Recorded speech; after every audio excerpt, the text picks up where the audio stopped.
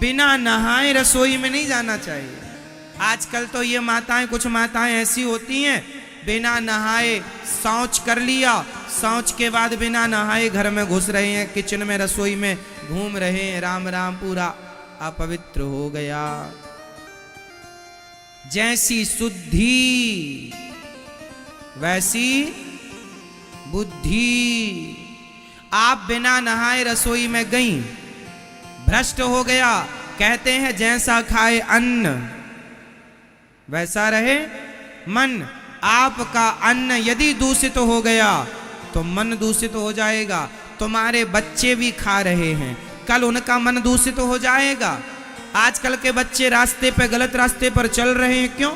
मन गंदा है। क्यों? क्योंकि अन्न गंदा है। तुम बिना नहाए रसोई बनाती हो? नहीं मेरी माँ, रसोई अपने आप में एक मंदिर है। रसोई क्या है? रसोई क्या है? रसोई क्या है? मंदिर। क्यों मंदिर है? रसोई से ही हम सब जिंदा हैं। रसोई मंदिर की तरह है, इसलिए रसोई में रात में जूठे बर्तन नहीं रखने चाहिए। रात्रि को रसोई साफ सुथरी करना चाहिए, पूरा पोंछा लग जाए, एक भी बर्तन जूठा ना हो। आजकल तो काम वाली बाई आएगी तब बर्तन धुलेगी, इस चक्कर में रात भर बर्तन धरे रह जाते हैं। पहले ऐसा नहीं था। रात्रि को भोजन बना, बर्तन धुल के बिल्कुल साफ सुथरी होकर रसोई, क्योंकि रसोई अपने आप में मंदिर है। लक्ष्मी का, अन्नपूर्णा माँ का रसोई में वास होता है। तो रसोई में आप शौच करके आए हैं और घुस गए। यहां तक कि आपके बच्चे, आपके पति, आप सभी लोग गृहस्थी ध्यान दो। आप सब लोग लघु शंका जाया करो तो 4 कुल्ला किया करो, हाथ मुंह धोला करो, तब शुद्धि होती है। आप लघु शंका गए और हाथ मुंह नहीं धोला तो आप अशुद्ध हैं। और शौच करने के बाद तो नहाना चाहिए। पूरा ना नहाओ तो अर्ध स्नान कर लो, कपड़े गीले कर लो वो सारे जो पहनकर शौच के लिए गए थे, है ना, और फिर शुद्ध होके फिर रसोई में जाओ। बच्चों को भी यही संस्कार दो, क्योंकि आज अशुद्धि के कारण बुद्धि बिगड़ गई। पहले के लोग बड़ा ध्यान रखते थे इस बात का, इसलिए पहले बलात्कार जैसी घटनाएं कहीं नहीं सुनने को। आज के 50 साल पहले कोई बलात्कार जैसा शब्द ही नहीं जानता था। क्यों जी? पहले के लोग नहीं जानते थे कि ये लड़का लड़की का क्या। आजकल तो ये लोग लड़का लड़की अपनी नजरों से बातें कर लेते हैं, इतने एडवांस हो गए हैं। पहले इतना एडवांस नहीं था जमाना। पहले विचारों की शुद्धि ज्यादा थी। पहले लोग विचार से शुद्ध थे। पहले गांव की लड़की चाहे दिन में जाए रात्रि को जाए सुरक्षित रहा करती थी। पहले की लड़की, पहले के लड़का ऐसे नहीं कि कोई जा रहा तो उसको छेड़ने लग जाए, है ना। पहले इतनी अशुद्धि नहीं थी विचारों की जितनी अशुद्धि आज है। क्यों आ गई अशुद्धि? खान पान अशुद्ध हो गया, रहन सहन अशुद्ध हो गया। आजकल का आदमी नहाते ही नहीं है। अब सर्दी आ गई, कुछ माताएं तो 4-4 दिन नहीं नहाएंगी, 4-4 दिन के लिए बम।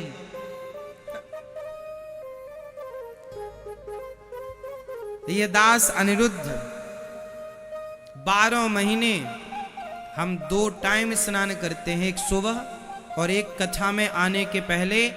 कथा में आने के पहले भी स्नान करके ही आते हैं, बिना स्नान किए कथा में नहीं आते। इसलिए क्योंकि सब लोगों को स्पर्श करते रहते हैं, दिन में आप लोगों से मिलना मिलाना होता रहता है। तो कथा में आने के लिए, क्योंकि हम अशुद्धि में कथा सुनाएंगे तो हमारे विचार अशुद्ध हो जाएंगे। हमारे विचारों में वो अशुद्धि प्रवेश कर सकती है। हमारे विचार, हमारे थॉट, हमारी बुद्धि अशुद्ध ना हो जाए, इसलिए शुद्धि का ख्याल रखना होता। अब कुछ लोग मानते हैं इससे क्या फर्क पड़ता है, मानो मत मानो, प्रभाव पड़ता है। गंदगी जहां होगी वहां मच्छर होंगे।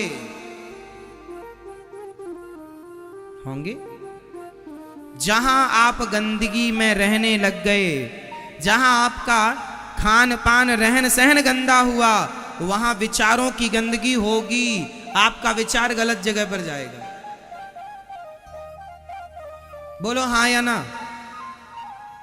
और आप सवेरे जल्दी नहाते हैं, पूजा पाठ कर लेते हैं, तो आप दिन भर के लिए पॉजिटिविटी से भर जाते हैं, अच्छे विचारों से भर जाते हैं। ये बातें बच्चों को बताया करो। तुम्हारे बच्चे 10 बजे सो के उठते हैं,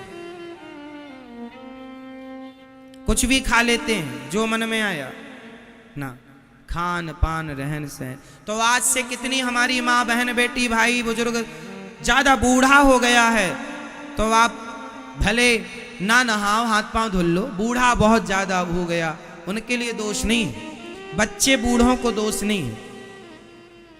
पर बच्चे बड़े हो गए, 10-12 साल के बच्चे हो गए, तो फिर उनको नहवाया करो। जब तुम शौच करने गए थे, चलो नहा के आओ। 10-12 साल के बच्चों से नियम चालू कर लो। समझदार हो गए हैं बच्चे, अब चलो नहाओ। ठीक है मेरी माँ। तो आज से कितने लोग शुद्धि का ध्यान रखेंगे? बिना नहाए रसोई में, अब कुछ माताएं बच्चों को बिना नहाए टिफिन बना देती हैं। अब सवेरे जल्दी बच्चा जाता, महाराज जी 7 बजे गाड़ी आ जाती है। अब सवेरे हाँ, बच्चे को आप 7 बजे, तो आप जल्दी उठ लो ना मेरी माँ, थोड़ा जल्दी सो जाया करो, 9 बजे सो जाया करो, 10 बजे सो जाया करो, और 5 बजे 5:30 बजे जाग जाओ।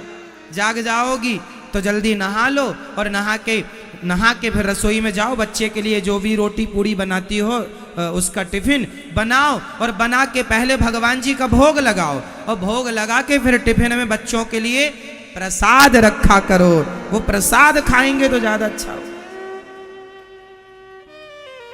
थोड़ी थोड़ी तो देखो बदलना पड़ेगा आचार विचार, रहन सहन। अब वो कुछ भी चला आ रहा है, बिना नहाए जाकर बच्चों का टिफिन बना दिया, फिर मम्मी जाके सो गई, फिर उठी मैडम 10 बजे, तो 10 बजे उठी, और 10 बजे उठ के पहले भोजन बनाया, फिर खाया, फिर जाके नहाई मैडम।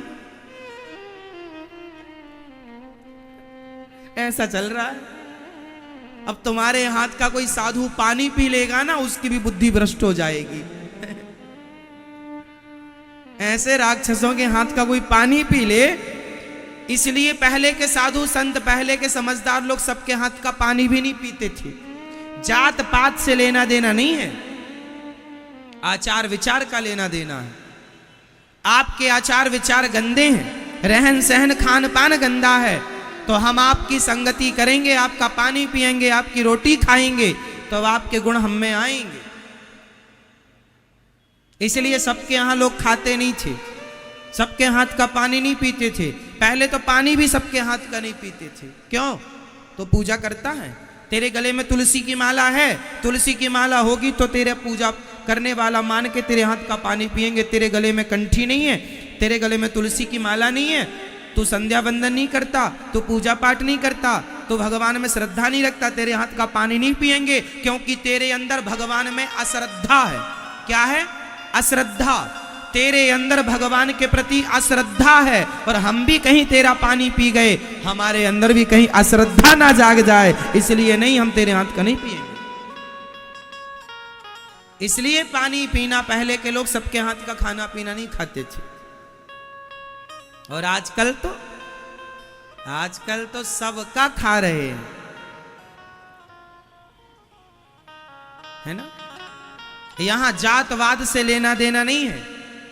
आप मोची के घर की भी रोटियां खा सकते हैं, पर वो मोची रैदास जैसा भक्त होए तो उसके घर की रोटियां खाई जा सकती हैं। भक्ति है आपके अंदर तो भक्तों की रोटियां खाई जा सकती हैं। और यदि आचरण से गिर गया ब्राह्मण शराब पीने लगा हो, ब्राह्मण मांस खाने लगा हो, तो ऐसे ब्राह्मण के घर का भी पानी नहीं पीना चाहिए, भले ब्राह्मण हो आप। समझ रहे हैं आप लोग? आचार विचार का पालन सबको करना चाहिए, चाहे ब्राह्मण हो, क्षत्रिय हो, वैश्य हो, शूद्र हो। ये मतलब नहीं कि तुम ब्राह्मण हो और तुम मांस खा रहे हो, शराब पी रहे हो, और तुम कहो कि हमारे घर खाओ नहीं, तुम भले ब्राह्मण हो पर तुम आचारहीन हो, इसलिए तुम्हारे घर नहीं।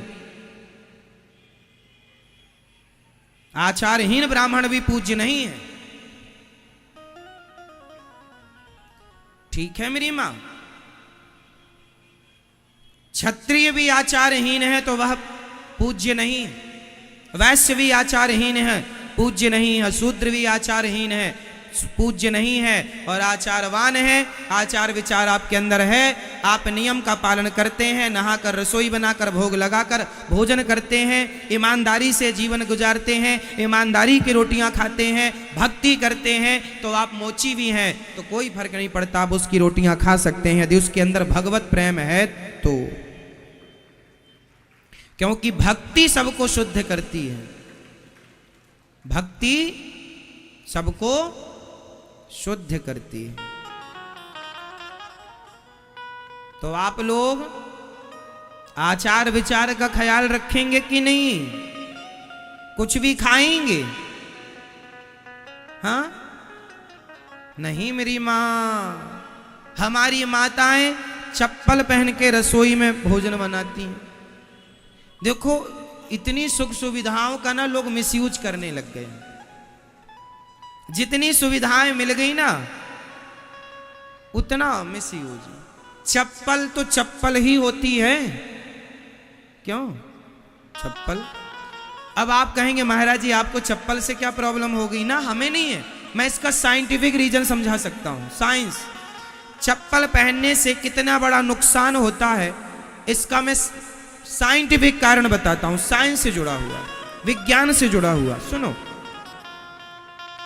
आप फेस का तार पकड़ लो, फेस का, यदि आपने चप्पल पहनकर तार पकड़ लिया है तो आपको करंट नहीं लगेगा।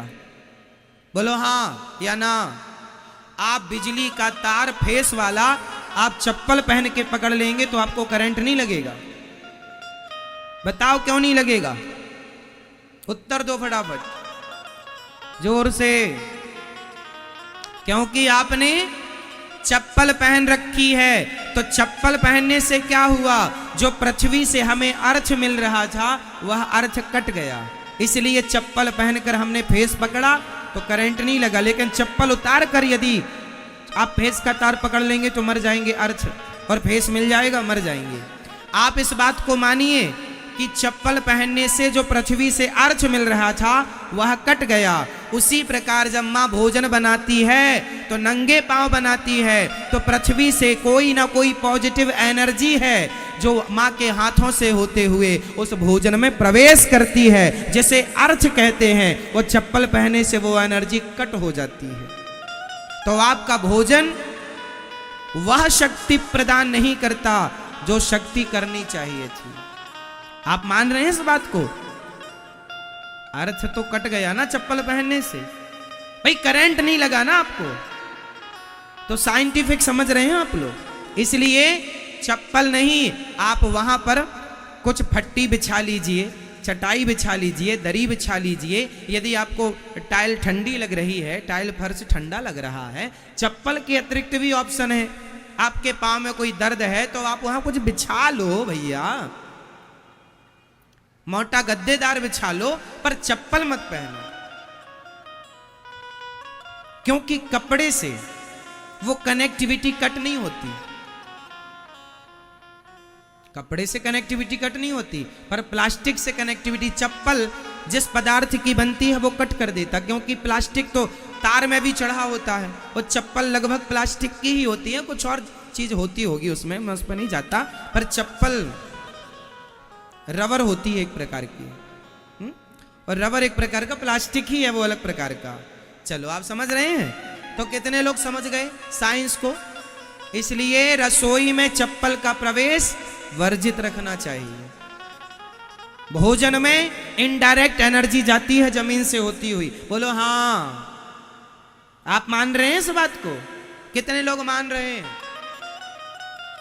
सब मानेंगे। इसलिए आज से आप लोग भोजन बनाएंगे नहाकर। कितने लोग नहाकर बनाएंगे? बच्चों का टिफिन बनाएंगे तो पहले भगवान जी का भोग लगाएंगे बिना। बच्चों को प्रसाद खवाने की आदत बनाओ, बुद्धि भ्रष्ट हो जाएगी तुम्हारी इसी हरकत के कारण तुम्हारे बच्चे बिगड़ गए।